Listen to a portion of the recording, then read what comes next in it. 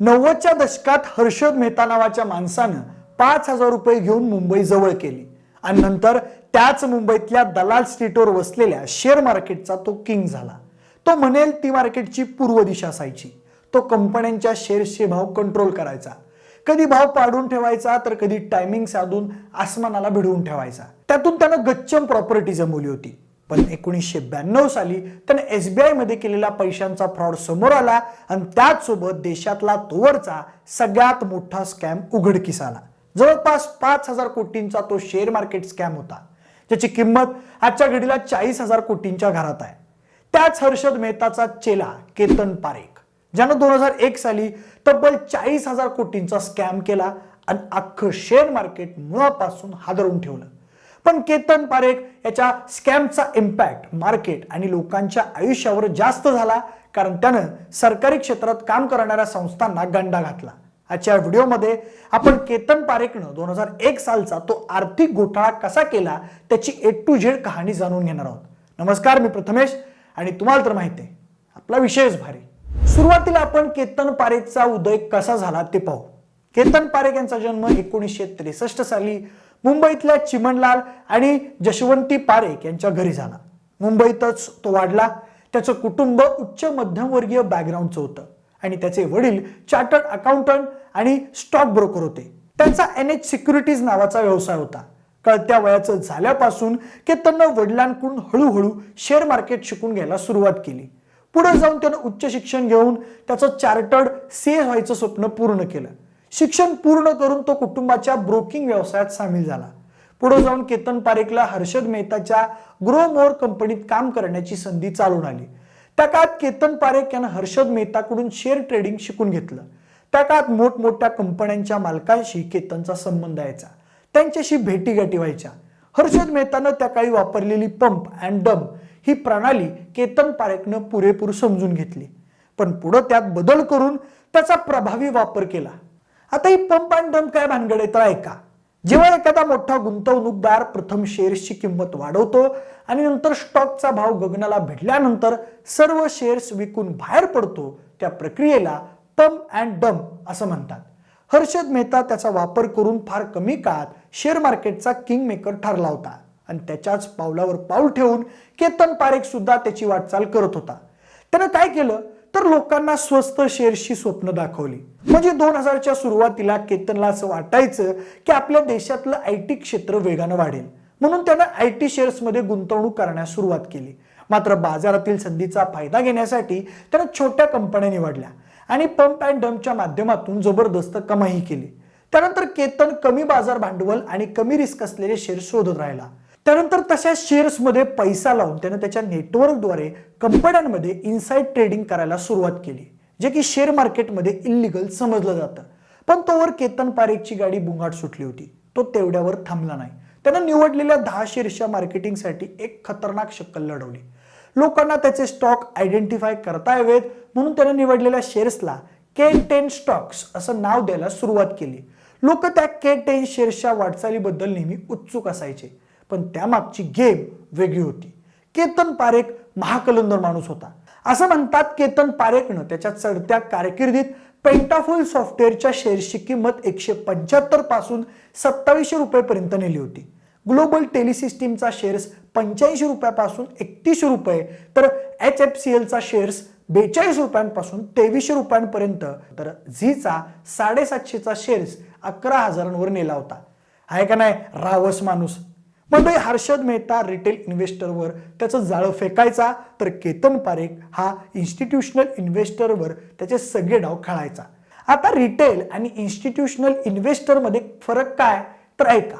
कोणताही व्यक्ती व्यक्तिगतरित्या शेअर मार्केटमध्ये शेअर्स विकत घेतो तेव्हा त्याला रिटेल इन्व्हेस्टर म्हणतात, तर इन्स्टिट्यूशनल इन्व्हेस्टर म्हणजे शासनाच्या UTI म्युच्युअल फंडच्या कंपन्या मोठ्या प्रमाणात संस्थेसाठी म्हणून शेअर्स खरेदी करतात, त्याला इन्स्टिट्यूशनल शेअर्स इन्व्हेस्टर असं म्हणतात। केतन पारेख इतरांच्या मार्फत UTI अर्थात युनिट ट्रस्ट ऑफ इंडिया सारख्या संस्थांमार्फत इन्स्टिट्यूशनल ट्रेडिंगमध्ये शेअर्स विकत घ्यायचा। त्यासाठी तो स्वतःच्या खिशातला पैसा वापरायचा नाही, तर तो मोठ्या संस्थांना कुठे पैसे लावायचे यासाठी मदत करायचा आणि त्याचबरोबर स्वतःचं साधवून घ्यायचा। हो, बरोबर ओळखलं, त्याच पंप आणि डंप सिस्टीमचा वापर करून। म्हणजे नेमकं तो करायचा काय, तर UTI साठी 1000 कोटींचे शेअर्स विकत घेऊन त्यात स्वतःच्या कंपनी मार्फत पण काही शेअर्स घेऊन ठेवायचा. पुढे शेअर्सची मागणी वाढली असं दाखवून शेअर्स प्रमोट करणं बंद करायचा आणि मार्केट कोसळायचं. त्यात UTI आणि इतर संस्थांचं बेकार नुकसान व्हायचं, पण केतन पारेखची मात्र चांदी व्हायची. 1997 ते 2001 या काळात त्यानं टेलिकॉम क्षेत्रातल्या कंपन्यांचे शेअर्स मोठ्या प्रमाणात निवडले. त्या शेअर्सचं मार्केटिंग करून त्यानं लोकांना विश्वासात घेऊन ते शेअर्स विकत घ्यायला भाग पाडलं. काही जणांच्या म्हणण्यानुसार केतन पारेख तेव्हा 20हून अधिक ट्रेडिंग कंपन्यांचा मालक होता. त्या कंपन्यांमधून तो सर्क्युलर ट्रेडिंग करायचा, म्हणजे एका कंपनीतून शेअर्स विकत घ्यायचा तर दुसऱ्या कंपनीतून विकायचा. लोकांना शेअर्सचा व्यवहार पूर्ण झालाय असं दाखवायचा. त्यासाठी मीडियातल्या लोकांची मदत घ्यायचा. गुंतवणूकदारांना वाटायचं शेअर्सची उलाढाल होते आणि मग शेअर्सची मागणी वाढायची. मागणी वाढली की शेअर्सची किंमत वाढवायची. या खेळात केतन हुशार झाला होता. अशा प्रकारे शेअर्सच्या किमती फुगून तो बेकार पैसे छापायचा. पण प्रश्न असा आहे, सुरुवातीला त्याने एवढ्या मोठ्या प्रमाणात गुंतवणूक कशी उभी केली, तर माध्यमात आलेल्या बातमीनुसार तो पे ऑर्डरचा वापर करून पैसे मिळवायचा. पे ऑर्डर म्हणजे काय, तर समजा तुम्ही 50 कोटींचे शेअर्स बँकेकडे ठेवले तर बँक तुम्हाला 10 कोटींपर्यंत कर्ज उपलब्ध करून देते. म्हणजे 10 कोटींची पे ऑर्डर काढली जाते. त्यासाठी त्यानं 2 बँकांना गाळाला लावलेलं होतं. त्यांची नावं अशी ग्लोबल ट्रस्ट बँक आणि माधवपुरा मर्केंटाईन कोऑपरेटिव्ह बँक.